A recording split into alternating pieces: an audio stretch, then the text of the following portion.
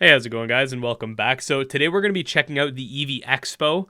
This is the second one that's ever happened. If you don't know what the Eevee Expo is, it's basically like a Nintendo Direct or a Pokemon Presents, but specifically catered towards Pokemon fan games. Now, I know that whenever it comes to covering Pokemon fan games, there is always a subsect of the community that will object to this because it creates a larger chance that these games will get taken down.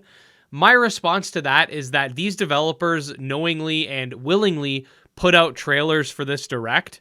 So not covering it would actually go against their wishes. I think a lot of fan game creators make these games under the supposition that they know that there's a chance that they could get DMCA'd, and they do so anyway. They want people to play their games. They want their game to make attention. So while I do understand the sentiment of like keeping these games a secret, but a lot of the time that's not what the developers want. I think if these developers didn't want people talking about their games, they wouldn't have submitted to an expo like this. So with that being said, let's check it out. This is going to be a long reaction video.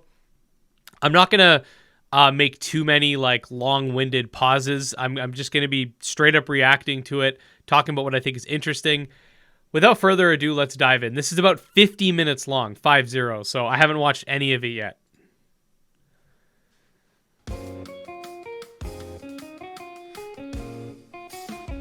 Eevee Expo 2.0. All right, let's see if the says it's on 1080. So, with that out of the way, let me show you guys a new trailer. We got a Vinesauce fan game I played about 4 years ago on stream. When I played the demo, it was truly flattering. Is this like a YouTuber Pokemon game or streamer Pokemon game? Let's see what kind of shitpost they cooked up for us.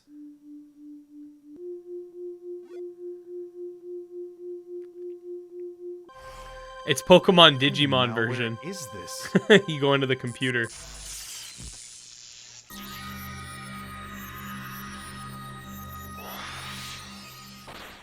Oh, I was right. Oh, it's all glitchy, too.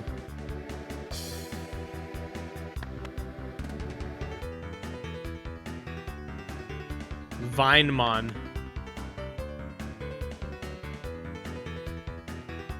Vinemon can evolve mid-battle when their special requirements are met. I don't like this sort of glitchy...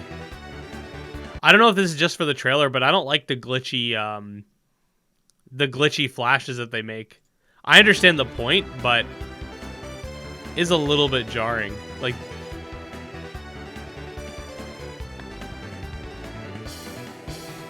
the mounting mechanic's pretty cool.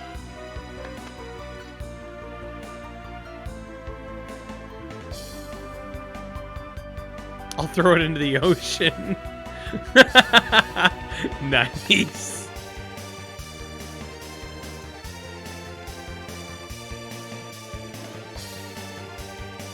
Got some weird, like, crawling mechanic. It's pretty cool.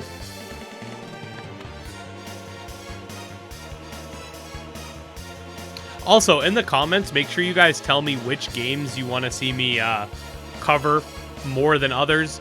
I definitely am down to play Pokemon fan games. We've played a few in the past. We'll definitely be playing more in the future. So if any of these particularly interest you, let me know down below. The ones with the most comments will be the ones that I'll tackle first. New cameo Fakemon, Dumpling.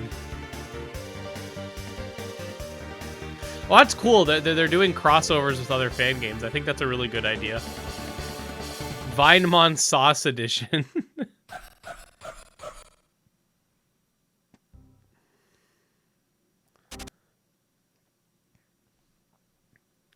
Hey there, everybody. My name's Chase, and I'm proud to be your host for the second ever Eevee Expo. During this presentation, you can expect to see some amazing footage and trailers from fan games across our communities, just like that hilarious and exciting trailer from Vinemon Sauce Edition. Additionally, we have some interviews lined up with some of the most prominent developers and pioneers of our community. We're going to take a look into what's happening in the greater fan game community as well. Before we get into that, I would like to give a massive thank you to everyone who tuned in for the first Expo. We're so glad that you enjoyed it.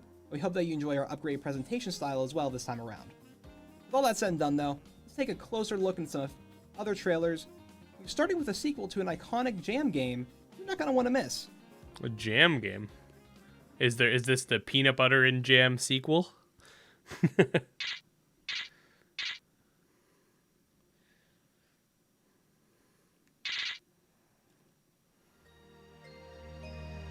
Kenny Catches presents another story.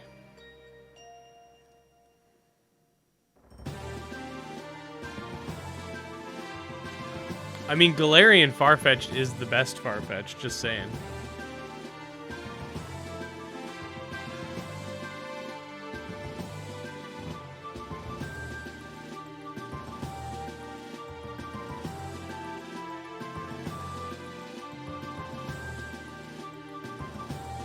It's like a Pokemon mystery dungeon type game.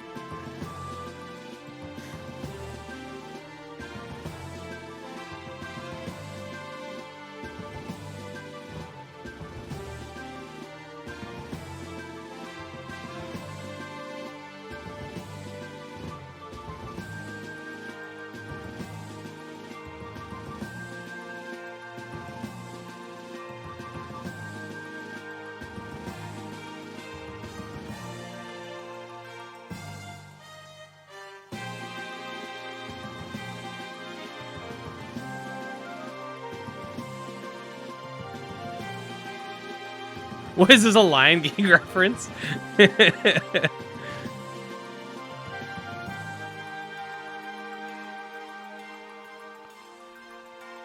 Oh no, it's one of the Rule 34 Pokemon.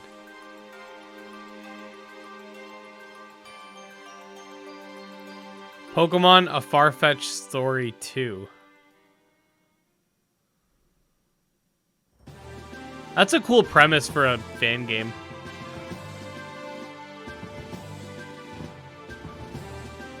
This is also a really cool title card they have. That's dope. In a world filled with Pokemon. This is like Zelda music. Unless I'm going crazy. Sounds like the Sheik music.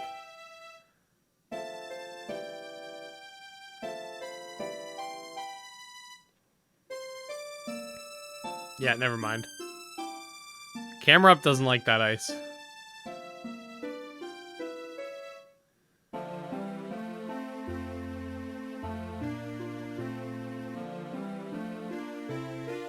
Gasper. I'm liking the pixel art on this one. Oh, we got some new forms. Okay. Pokemon Tin. It's honestly crazy how many Pokemon fan games there are.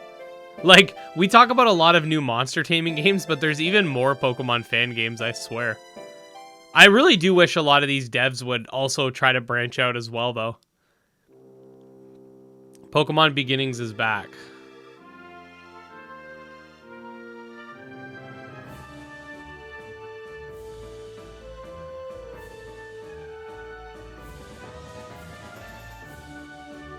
Battle with friends online.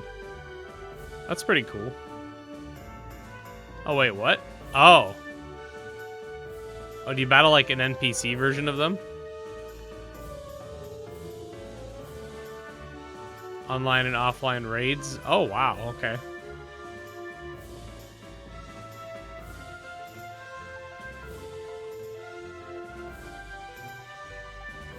That's gotta slide. It's the best game of all time.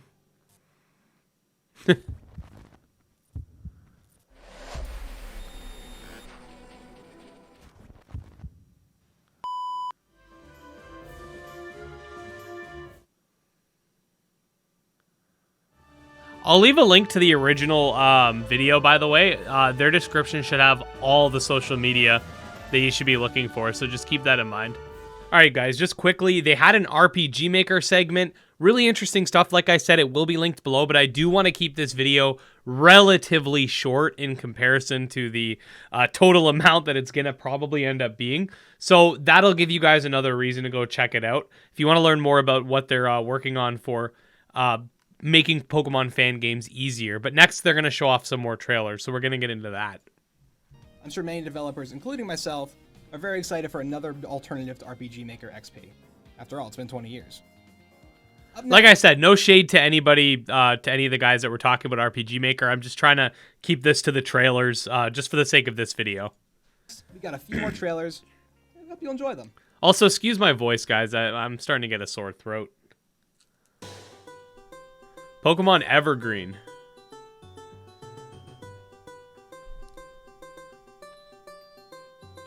Hello there. Thank you so much for contacting me. Welcome to the world of Pokemon. My name's Lyndon.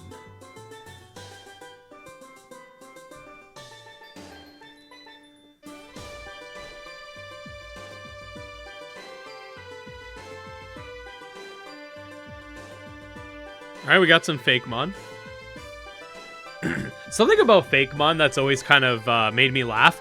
A lot of people will not play monster taming games outside of Pokemon because their argument is that the designs are never good enough, right? But then a lot of people, nobody can make the same great designs that Pokemon. But then a lot of people will go and play games that are fully made of Fakemon. So the truth is, people are just in love with the Pokemon world, whether or not the Pokemon have superior designs or not, because it's the same people that won't try new monster taming experiences that'll play a game like this that's full of Fakemon. Now, again, no shade to this game. This game is looking pretty cool, but I find that an interesting dichotomy we see. I was gonna make a whole video about it actually. A lot of Pokemon fans are really scared to try anything new, and I think these Fakemon games show that, outside of just Pokemon fan games, there are a lot of really cool monster taming experiences that you can enjoy. Currently in development. This screen they made is really nice. Pokemon... I missed that. Explore 2 new expansive regions.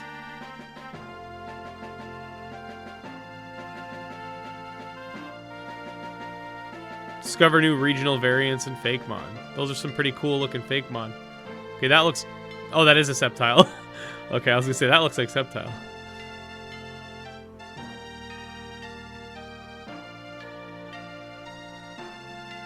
Tackle up to 12 gyms.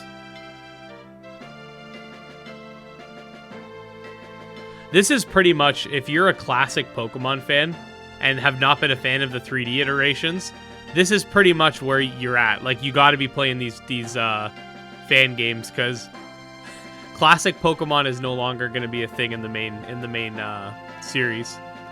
And that's not even throwing shade. That's just a fact. Pokemon games have changed forever.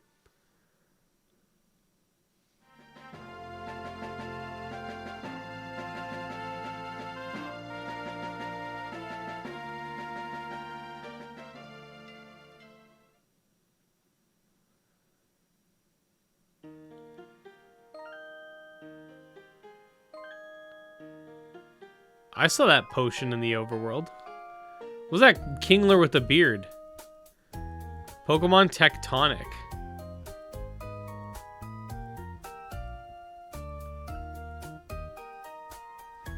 Fully realized characters. Avatar battles.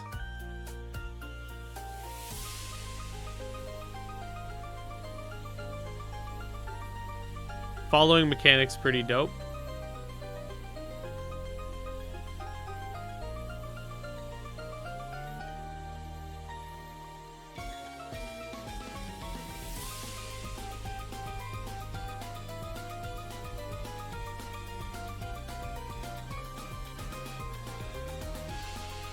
Hundreds of new moves and abilities.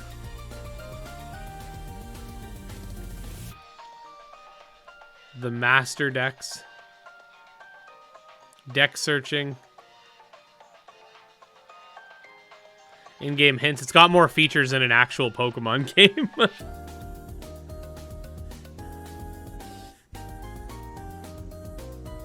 Move mentoring. New statuses.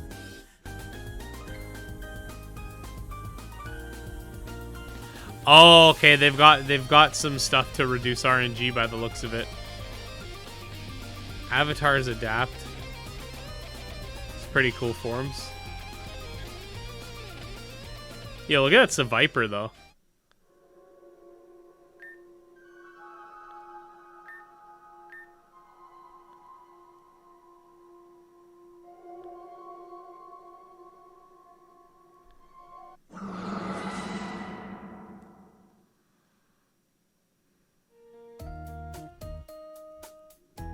Pretty dope. March 10th. Okay. Let me know if you guys want to see me check out the beta on March 10th. We could try to do something like that. Got a lot going on this week, actually. Trailers. I may be a bit biased, but I know I always enjoy a Gen 4 inspired game. And I hope you all keep an eye out for everything else these wonderful creators have to offer. Don't tell me what to do. No, I'm just kidding. Gen 4. Here's a word from Bonsai Rob in 3DPE. Enjoy. Get ready to enter a new dimension. Hello, I'm Bonsai Rob, this is 3bot, and we're here from 3DPE.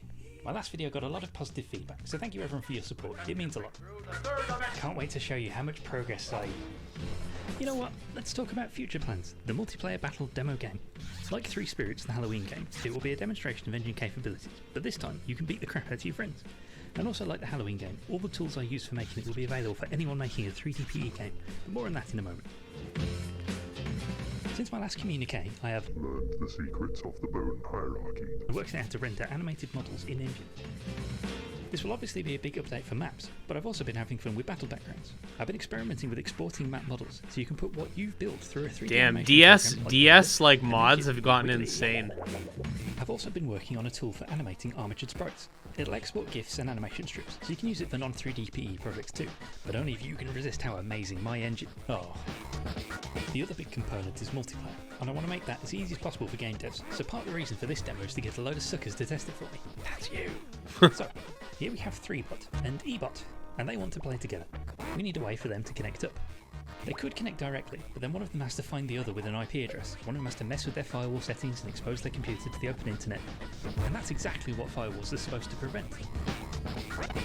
Then there's the centralized version, like a lot of AAA games use. Pick a server you both know, like 3dpe.org, and connect there. Then the server relays the data between. Every single packet for everyone who's playing that game. I do not have the budget for that kind of thing. For 3DPE, I think I've got a kind of hybrid system worked out. 3bot and eBot both connect to 3dpe.org, and then 3dpe.org connects them to each other. Done! This is something I can host, it'll be free and open for any 3DPE game to use, works for groups of players, the connections are all private, and most importantly of all, it doesn't cost me any extra money. I think I might be able to forge a connection between universes, so you can battle people from other 3DPE games. I'm not 100% sure on that, we'll see. After all the multiplayer stuff, the next milestone is an open beta, but it'll probably be a while. Our Discord is the best place to follow development, or show me some sick maps and you might get an alpha test build. Interesting Thanks stuff. for watching, and I'll throw you around.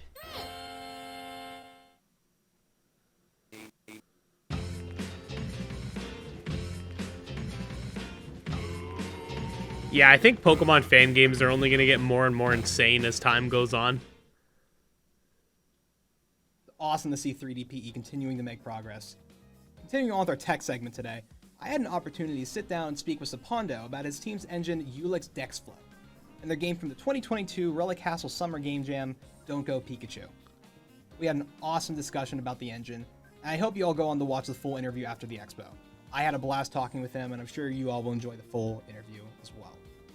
Once again, guys, I'm going to try to make you watch the original as well if you're interested in the tech segments, just because I'm going to try to get through the trailers. So I will see you guys on the other side of this. Again, check out the original link below if you want to see the tech segments. I want to keep this as concise as possible. Coming up, we have our last section of trailers for this expo, beginning with a unique premise within the Pokemon canon. Take a look. Unique premise. We talking, was that Pokemon My Ass Edition? Remember that? Oh, are you gonna have to play as Blue? That's kind of cool. Oh, now you're Bill. Ew. Welcome to the first journey. Follow the steps of a young Professor Oak on a quest to bring science, technology, and literacy to the wild and rural region of Kanto and the entire country. Your old friends are eager to see you again, and the people of Kanto need you. Okay, wait. Whatever happened to that Pokemon Generations game that was gonna like, or whatever it was gonna be called, where like there was the young legendary birds and you played as like young Oak and Agatha. If anybody knows what happened to that game, please let me know. In this untamed environment, people who boast mastery over the newly discovered creatures have taken over, and chaos has engulfed the region. But with your knowledge, education, and skills, you will surely put an end to the emerging anarchy. And if all goes according to plan... Oh, it looks like there's a lot of new Establish the areas. conventions of trainerhood as we know it today.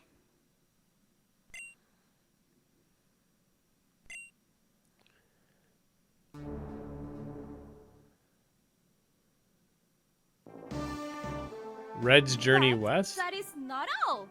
Upon completion of the first journey, the post-game Red's Journey West will be unlocked.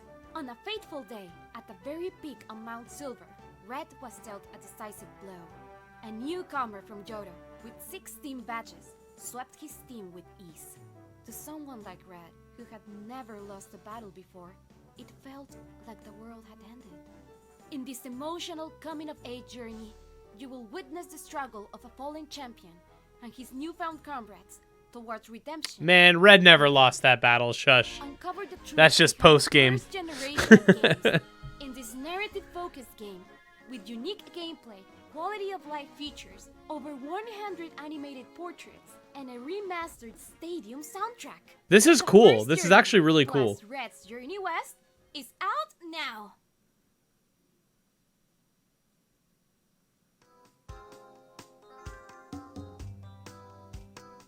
Both games available now. Let me know if you guys want me to check these out.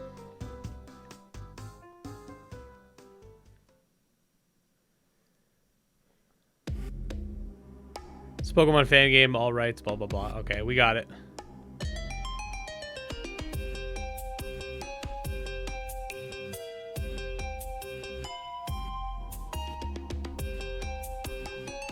Pokemon Order and Pokemon Chaos. I dig it. Greetings, welcome to the Libica region.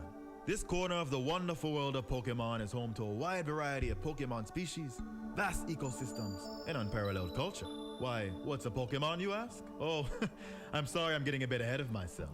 This world is inhabited by miraculous creatures known as Pokemon. This device here is known as a Pokeball.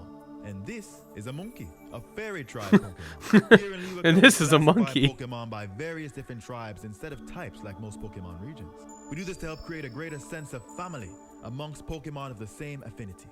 We humans have lived alongside Pokemon in harmony for centuries. Libica is actually the very first region to record a bond between humans and Pokemon dating all the way back to ancient times. My name is Obasi. I'm known by most as Professor Baobab. Although you probably know me as your favorites and, well, only uncle. My brother had twins, so tell me, which one are you?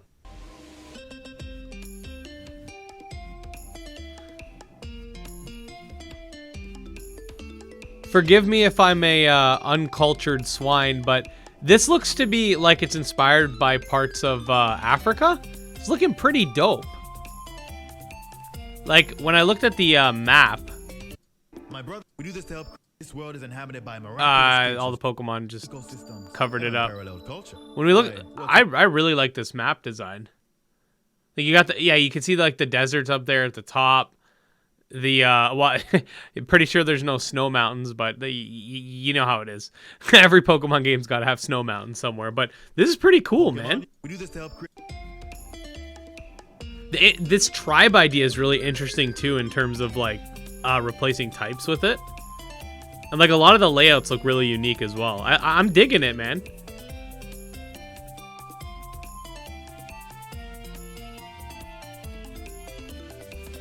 My geography sucks though, so let me know if I'm wrong. But this looks like it's based on Africa.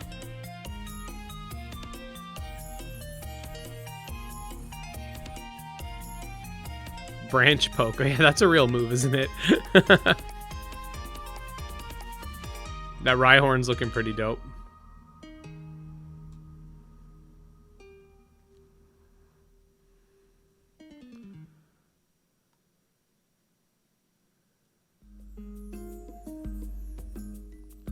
Like, that looks like the side of a pyramid. The Order and Chaos thing. Dude, you know how dope an Ancient Egypt Pokemon game would be? Just saying. The following trailer includes flashing lights. All right, well, you guys are warned.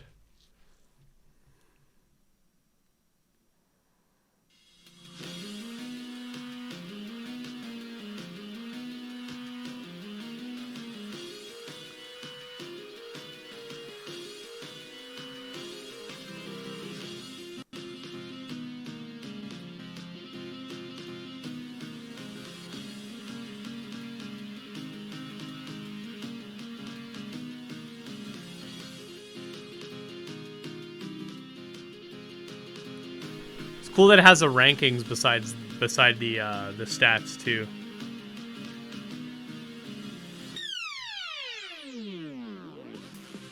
It's making me a little bit motion sick, I'm not gonna lie. Team Null.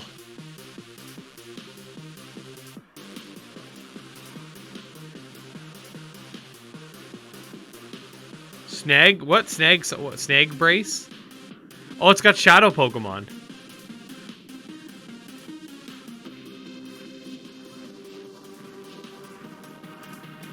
Oh, and the Shadow Pokemon have actual designs.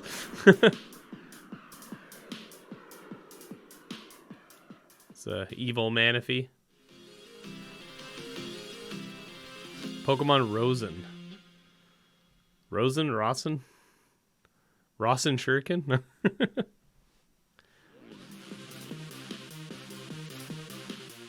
Available late. Okay, so apparently it's out. Again, another game. If you guys want me to check out, let me know. We hope you enjoyed those trailers. But now, it's time to jam! A few weeks ago, the 2023 Relic Castle Winter Game Jam came to a close. In 6 short weeks, developers had the opportunity to make a game that fulfilled special requirements that change each and every jam. This time, developers had to include 3 different settings from a list of descriptors and locations that were provided by the organizers. You can check them out on Relic Castle now. Continuing with the fan game development theme, I also had the chance to meet up with Michael and ECAT, the developers of Pokemon Ashen Frost, to talk about their development process and how the games have progressed. Please, take a listen.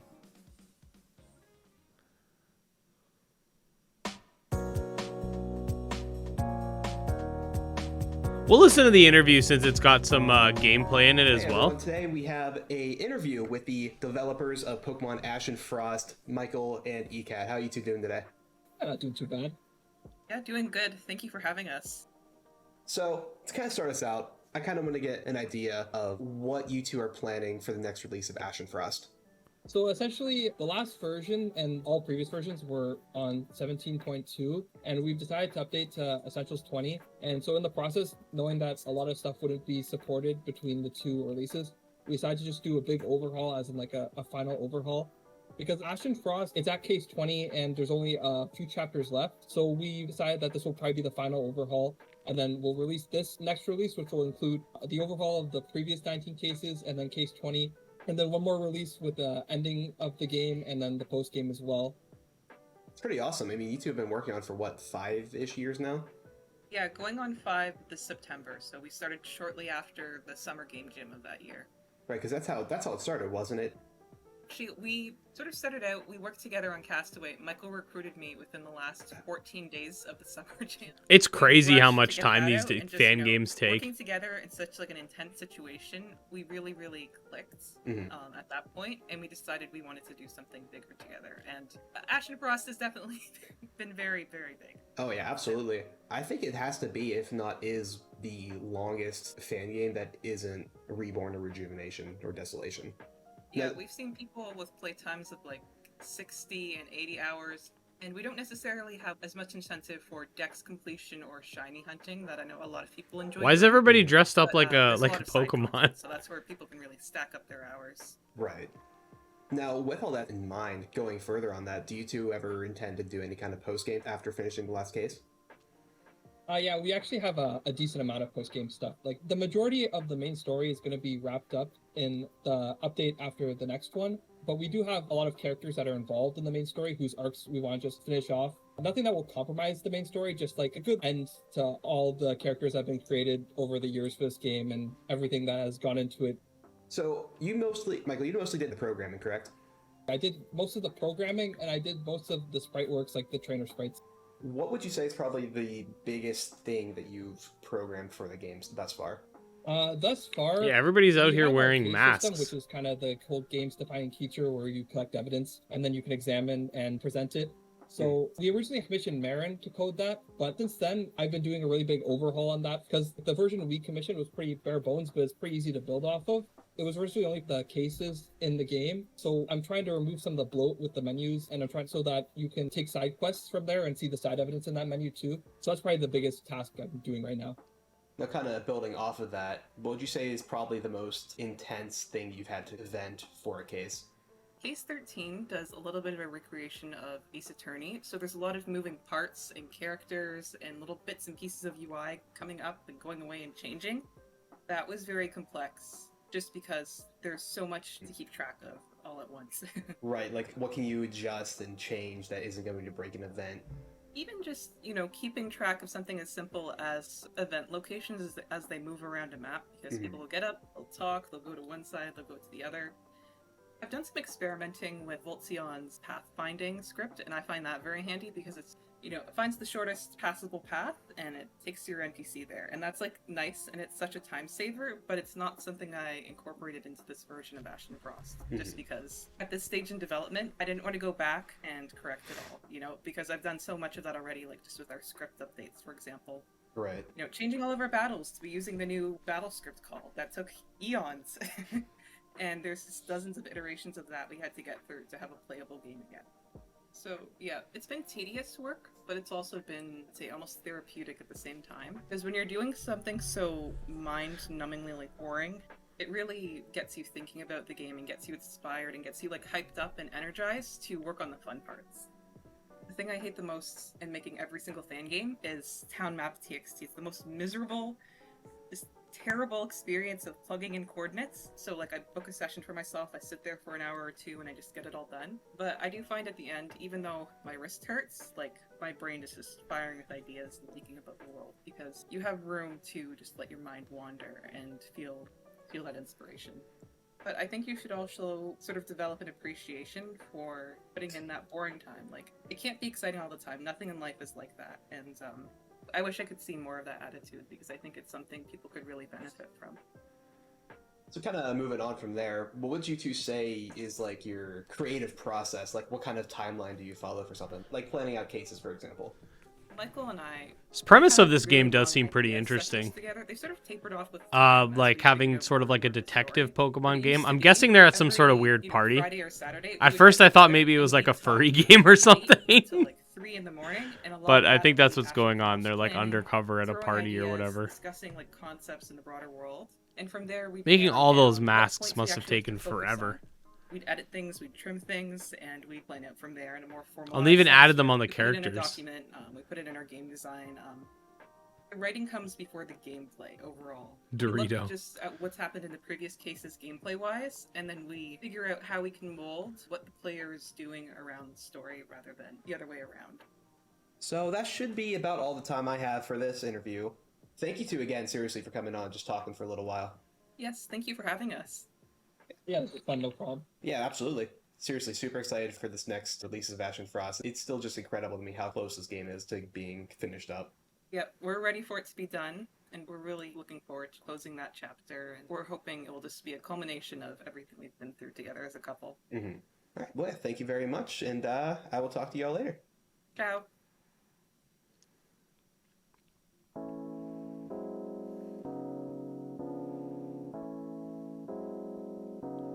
What's this? Pokemon Bloodlines.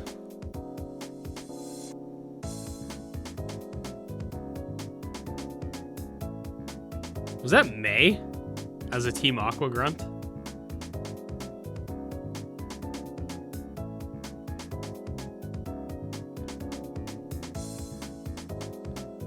This looks really cool. This kind of gives me those Pokemon Crown vibes. Pokemon Blooming Beak? Beast. Sorry, I read that wrong.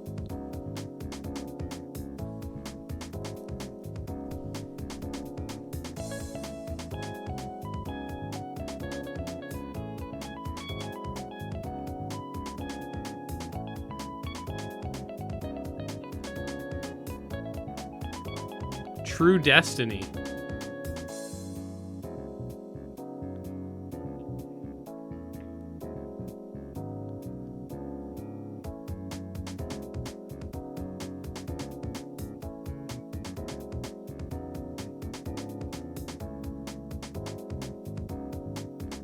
Oh, I definitely forget all the stuff in this game.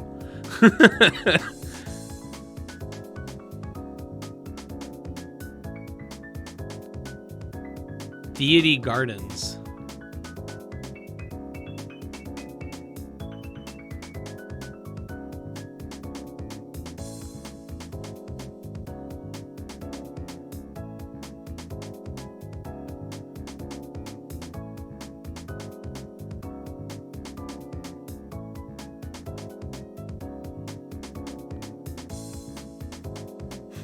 This title screen looks kind of funny.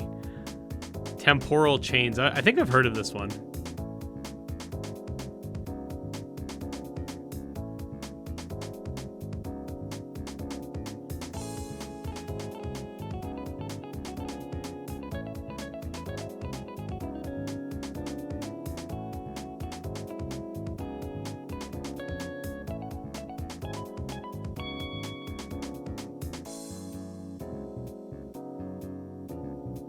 Oh, what the heck is that?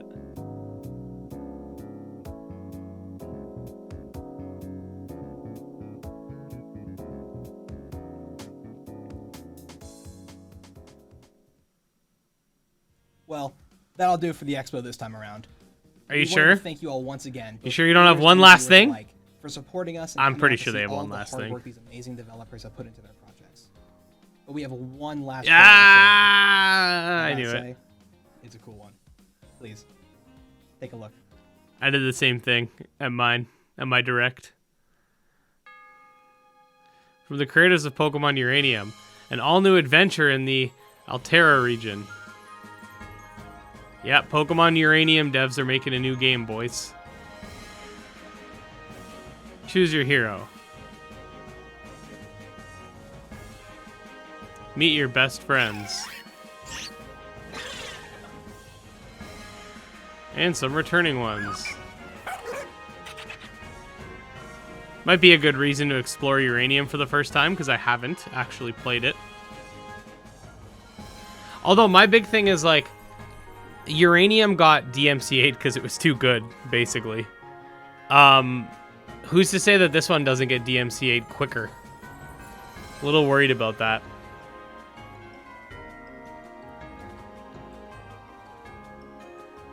I feel like a lot of these devs, I think I said this earlier, but I feel like a lot of these devs really should consider making their own monster taming games.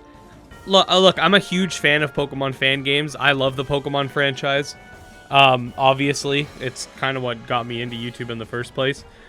But I do think that a lot of these developers are, I don't want to say wasting their talent, because it's definitely not a waste. Like, they're putting out really good fan games, but I feel like they're limiting themselves a little bit by sticking to the Pokemon IP. We see with the Xenoverse devs, they're making Lumentail. I think that if the Uranium devs, let's say, decided to make a fully unique monster taming IP, they have a bunch of Fakemon in their game anyway. In fact, I'm pretty sure like the vast majority of the monsters in the game are Fakemon.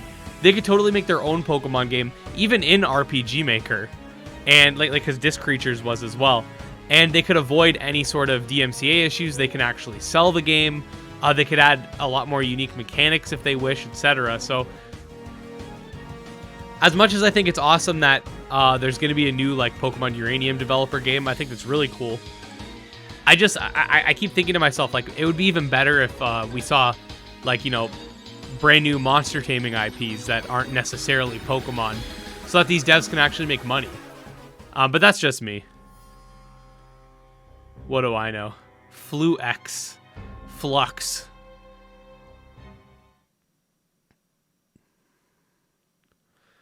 Releasing later today. Okay, apparently it's out. We'll probably most definitely check it out. And that looks to be the end of it. So let me know what you guys thought of the Direct in general. Which games do you want me to check out the most? I think the Uranium one, just given who it's being created by, it's kind of like high priority at this point. So we might check that out at some point this week. Let me know what other games you think are pretty cool. I thought a lot of them were. And also, don't forget, check out the original video, because there are segments that we kind of skip through just to keep this video a little more timely. So check that out, linked below. And yeah, if the Eevee Expo people are watching, keep up the good work, guys.